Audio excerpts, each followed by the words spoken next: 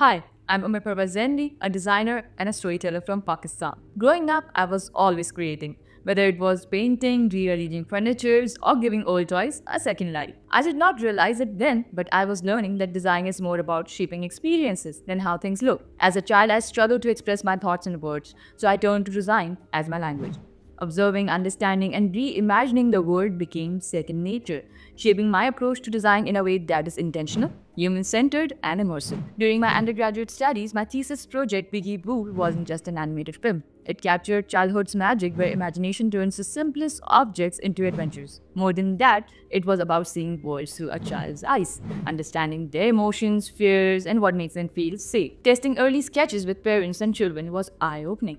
Their reaction shaped every creative choice from colors and textures to movement. This project reinforced the power of empathy in design, showing me that the best experiences connect on an emotional level. After graduating, I set out to help brands tell their stories in a way that truly connects with their audience. Every project started with a question. What problem are they solving? I worked on many brand identities, motion graphics, and explainer videos for companies like Alkaram, Durga Online, Property5, Habib Metro, UVL, and Jazz, making complex ideas more accessible.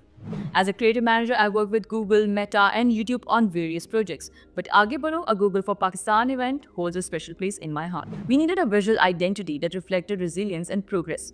That's when I thought of the Marfo, Pakistan's national animal symbolizing strength and adaptability. Seeing people engage with the space and connect with the story reinforced what I had always believed.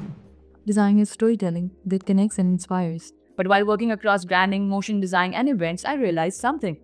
I don't just want to design. I want to design better interaction, better system, and better experiences. That is what draws me to SDSI. Pakistan has a rich cultural heritage, yet many artisans struggle to reach modern markets due to fragmented supply chains and limited digital access.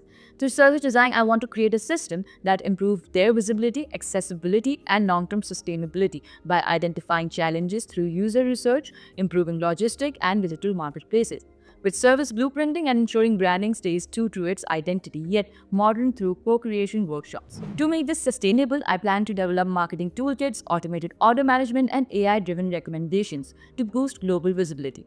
By refining key service touchpoints, I aim to build a culturally adaptive, user-friendly platform that not only preserves craftsmanship but also drives economic growth. At SDSI, courses like Advanced Service Design Strategies and User-Centered Research Methods will refine my ability to create meaningful solutions, while sustainable service design will help me develop socially and environmentally responsible systems. Latvia's focus on sustainability will guide me in creating services that are long-lasting and eco-conscious, while Finland's strong emphasis on user-centered design will help me refine systems that prioritize artisans' needs while enhancing the overall market experience.